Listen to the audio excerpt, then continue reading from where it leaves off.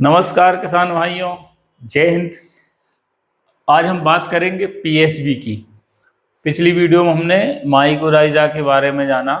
आज पीएसबी क्या है। ये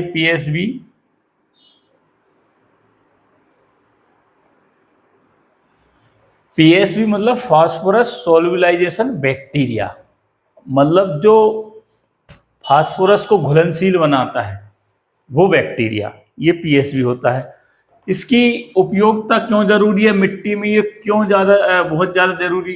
अब पिछली वीडियो में हमने बात करी कि 1 ग्राम मिट्टी में 1 करोड़ से ऊपर तक सूक्ष्म जीवाणु पाए जाते थे, सूक्ष्म बैक्टीरिया। उन्हीं उन्हीं में से एक है पीएसबी। और पीएसबी इसलिए आज के समय में बहुत ज़्यादा जरूरी हो गया है कि अगर हम प्राकृतिक खेती पे या पुरानी पद्धति की जो खेती पे जाएं तो क्या पी पी मतलब फास्फोरस फसलों को पहले नहीं मिलता था, पहले भी मिलता था। तो पहले फास्फोरस फसलों को कौन उपलब्ध कराता था? तो ये उपलब्ध कराता था पीएसबी। अगर भारत में बात करें तो उर्वरक का उपयोग हरित क्रांति के समय से शुरू हुआ है। Doctor MS. स्वामीनाथन ने हरित क्रांति की शुरुआत की थी, 1965-66 से शुरुआत हुई थी। उससे पहले भारत में उर्वरकों का उपयोग नहीं था जो इस समय आज भारत में हो रहा है। डीएपी, यूरिया, पोटास, इस तरह के उर्वरक उस समय नहीं थे। अब किसान देसी खाद वगैरह, गोबर का, गाय का सड़ा हुआ खाद, कचरे से बना हुआ, ये जरूर उपयोग करते थे, लेकिन ये नहीं थे। अब तो प्रकृति में फसलें तो पहले भी पैदा होती थी। लाखों सालों से इस धरती पे जीवन चला आ रहा है, तो चीजें तो हो रही है। तो वो कैसे हो रही थी? इन सब चीजों के कारण। प्रकृति ने, मतलब ऊपर वाले ने जो प्रकृति की व्यवस्था बनाई थी, उसमें जिस चीज के लिए जो जरूरत है सब उपलब्ध था, कुछ व्यर्थ नहीं जाता था। अब हमने ये व्यवस्था को बिगाड़ा है, बनाया नहीं है। होता क्या है, पीएसबी प्राकृतिक रूप से, जैसे मान लीजिए ये आपकी फसल है, कोई भी A to Z एक फसल है। अब इसकी जड़ें हैं, ये जड़ों में ग्रोथ होगा, इन जड़ों से ही पोषक तत्व फसल में जाएंगे। ये फास्फोरस है।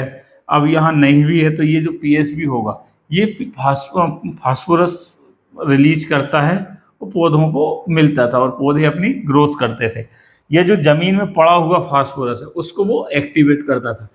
आज के समय में पीएसबी क्यों और ज़्यादा जरूरी होगा पहले से? क्योंकि हमने जो डीएपी डाल के जमीन को हार्ड किया है। कल एक वीडियो, पिछली वीडियो में हमने जाना था डीएपी के बारे में, di ammonia phosphate, DAP, di ammonia phosphate. इस डीएपी में हमने जाना था कि एक भाग सीएस होता है जो कि साइट्रिक सोल्यूबल होता है, जो घुलता नहीं, जमीन में जमा होता जा रहा है, जिसके कारण से जमीन में बहुत ज़्यादा कठोरता आती जा रही। दूसरा भाग वाटर सोल्यूबल, डब्ल्यूएस होता है, वाटर सोल्यूबल मतलब जलनशील, जो कि घुलता है और फसलों को तत्काल मिलता है और वही किसानों के काम का होता है। अब इस डीएपी से मान लीजिए आपका 46% जो फास्फोरस होता है, जैसा कि हमने पिछली वीडियो में जाना, इसमें से आधा सीएस में आ जाएगा और आधा डब्ल्यूएस में आ जाएगा। ये तो आप, अब उस दिन हमने अलग तरीके से जाना था, आज इसका ही जो इसी को हम प्रॉपरली समझें तो ये जो 23% दोनों को हम बांट देते हैं लगभग।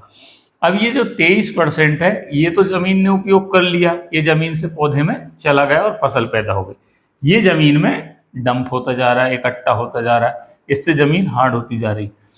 पहले जब हानिकारक रसायन नहीं थे, अभी अगर हम डीएपी की उपयोगिता की बात करें तो आज से 20-30 साल पहले कोई भी किसान जब डीएपी डालता था तो बहुत कम 20-25 किलो, हरित क्रांति की शुरुआत में 10 से 12 किलो डीएपी पर एकड़ किसान डालते थे। फिर थोड़ा थोड़ा बढ़ते बढ़ते आज यहाँ जब धान की फसल होने लगी है तो मध्य प्रदेश में अगर हमारे क्षेत्र की बात करें तो धान में लोग 4-4 बोरी, 3-3 बोरी तक डीएपी इस डाल देते हैं। और उनकी यही मान्यता रहती है कि जितना ज़्यादा डीएपी उतनी अच्छी फसल, और वो हरी क्यों होती है वो हमने पिछली वीडियो में बता चुके।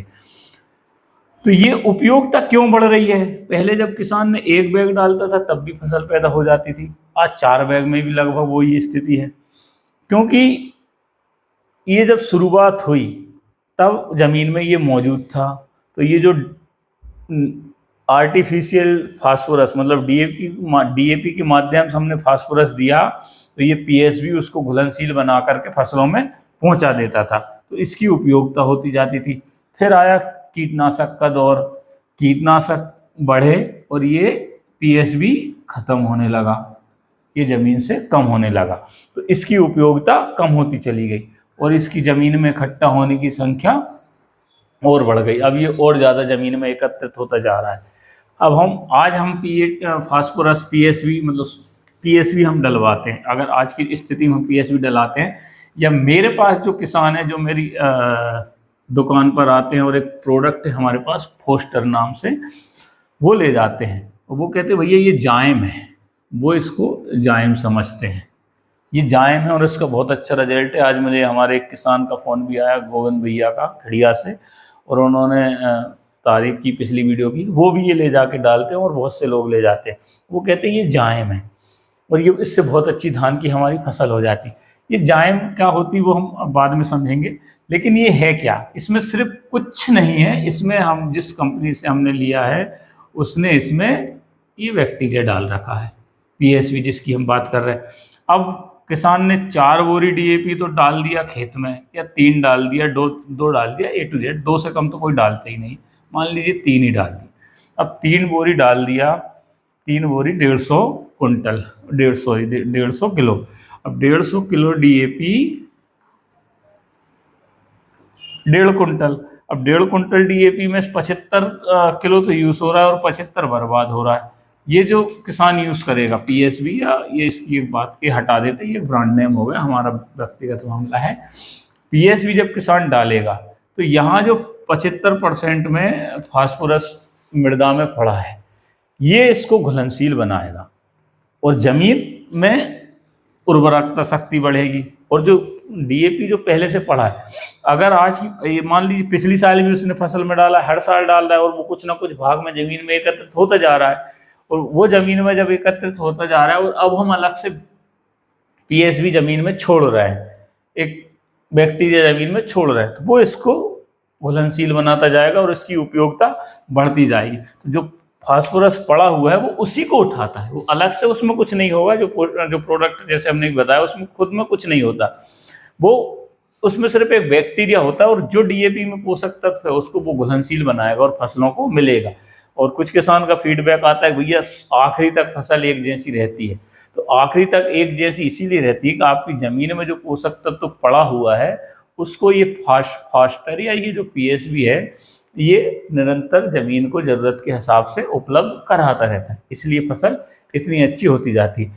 इससे हमारी ज़मीन में भुरभुरापन आता है, ज़मीन की कठोरता कम होती है और उत्पादन क्षमता बढ़ती है, और हमारा जो व्यर्थ में जो डीएपी एकत्रित हो रहा है वो एकत्रित नहीं होता और ज़मीन से पौधों के लिए पर्याप्त मात्रा में वो पोषक तत्व उपलब्ध होते हैं। पिछली वीडियो में हम बात कर रहे थे कि साइट्रिक एसिड जो घुलनशील होता है, साइट्रिक एसिड पीएसबी के माध्यम से ही निकलता है, इसी बैक्टीरिया से साइट्रिक एसिड निकलता है और ये डीएपी घुलता है और पौधों को मिलता है।